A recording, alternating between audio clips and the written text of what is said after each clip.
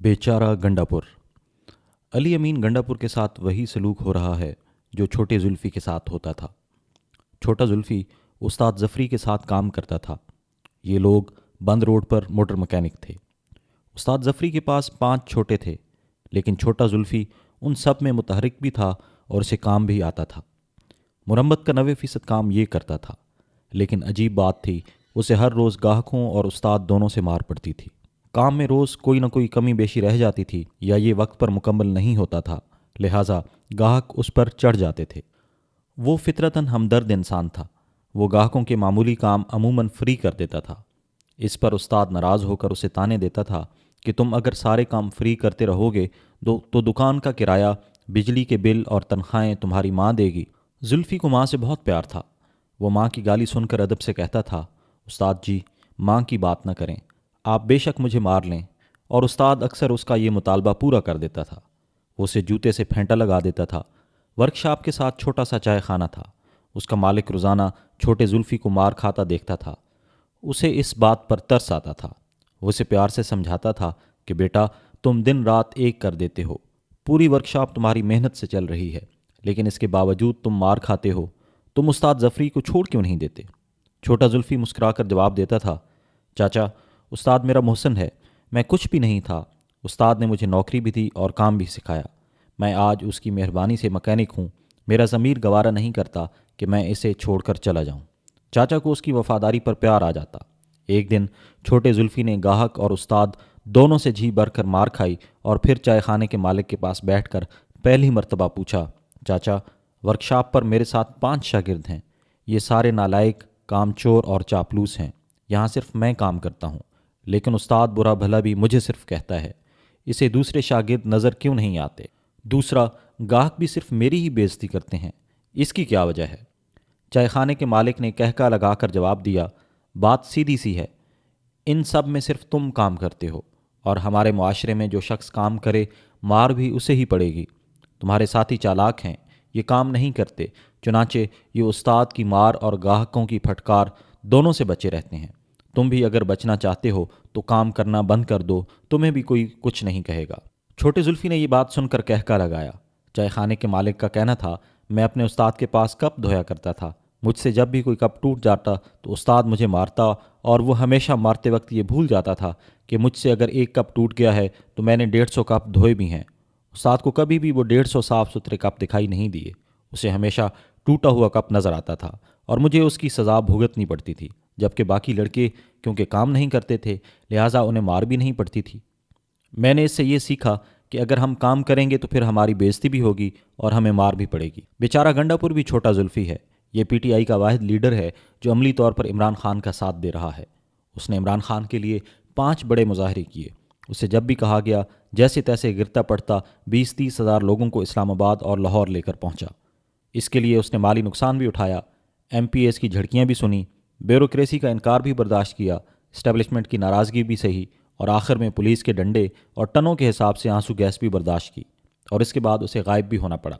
उसे गिरफ्तार वर्कर्स की रिहाई के लिए भी कोशिशें करना पड़ीं। उसने वर्कर्स के लिए वकीलों का बंदोबस्त भी किया, लवाहिकीन के घर राशन और पैसे भी भिजवाए और जेलों में उनकी मदद भी की।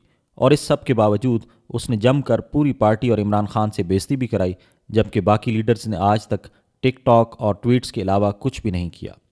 वो घर में बैठकर 4-5 मिनट की तेज़ाबी तकरीरें करते हैं, अवाम को इनकलाब के लिए बाहर निकलने और तब्दीली लाने की दावत देते हैं, मोटरसाइकिल पर बैठकर 1.25 मिनट की वीडियोस बनाते हैं, बसों के साथ खड़े होकर वी का निशान बनाते हैं और फिर गायब हो जाते हैं, और आखिर में गंडापुर पर चढ़ जाते हैं।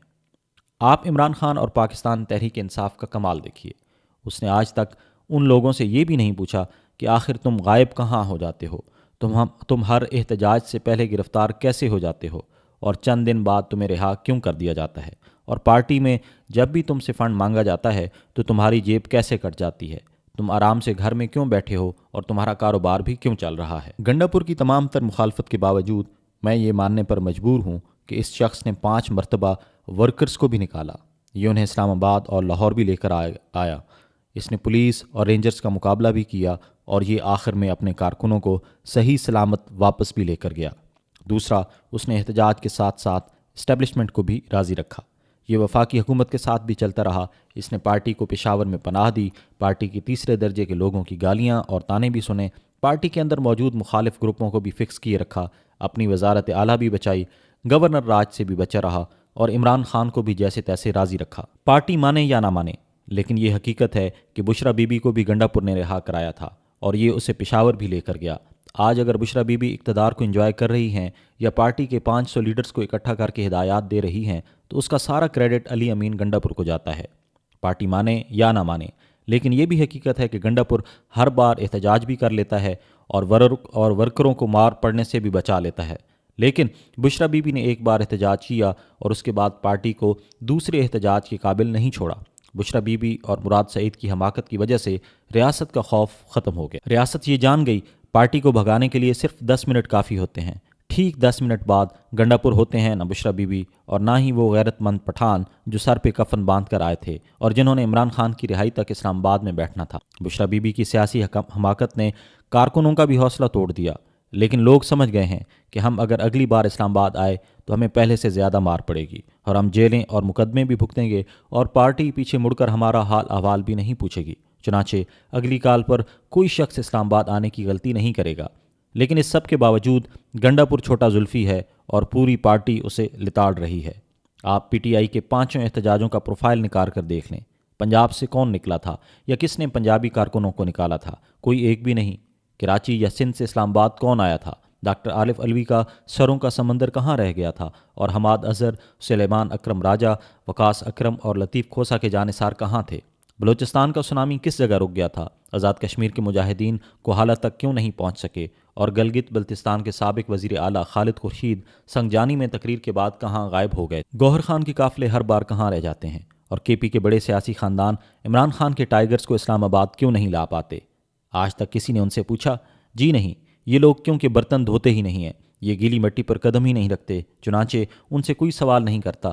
جبکہ گنڈا پور نے پارٹی اور عمران خان کی رہائی کی سلیب اٹھا رکھی ہے، اس لیے اسے مار بھی پڑتی ہے، پھٹکار بھی، اور یہ ریاست عمران خان دونوں کا دیندار بھی ہے۔ پارٹی میں ایک طرف مراد سعید، حماد اظہر اور وقاص اکرم جیسے بہادر جرت مند اور بے باک لوگ ہیں، ایسے بے باک اور جرت مند لوگ جو تہہ خانوں سے سر باہر نکالنے کی غلطی نہیں کرتے، جو چھپ کر خفیہ جگہ سے عوام کو انقلاب کی دعوت دیتے ہیں، جو انہیں بتاتے ہیں تم اگر اب نہیں نکلتے تو پھر کبھی نہیں نکل سکو گے، اور دوسری طرف گنڈا پور جیسے مسکین، کمزور اور بزدل لوگ ہیں جو ہر بار میدان میں آ جاتے ہیں، مار کھاتے ہیں، پارٹی کے ہاتھوں ذلیل ہوتے ہیں اور آخر میں ان کی نیت پر بھی شک کیا جاتا ہے۔ چنانچہ مجھے واقعی گنڈا پور مظلوم محسوس ہوتا ہے۔ میں اس کی تمام تر مخالفت کے باوجود یہ بھی سمجھتا ہوں کہ اگر گنڈا پور وزیر اعلیٰ نہ ہوتے تو پی ٹی آئی اب تک کے پی سے بھی فارغ ہو چکی ہوتی، یہاں فارورڈ بلاک بن چکا ہوتا یا پھر گورنر راج لگ چکا ہوتا اور پارٹی پنجاب کی طرح کے پی میں بھی سر چھپاتی پھر رہی ہوتی۔ لیکن کیونکہ یہ پارٹی دلچسپ لوگوں کی پارٹی ہے، چنانچہ یہ ہمیشہ ایک کپ ٹوٹنے پر برتن دھونے والوں کی مرمت کر دیتی ہے، اور اس وقت علی امین گنڈا پور کی مرمت ہو رہی ہے۔ بیچارہ گنڈا پور۔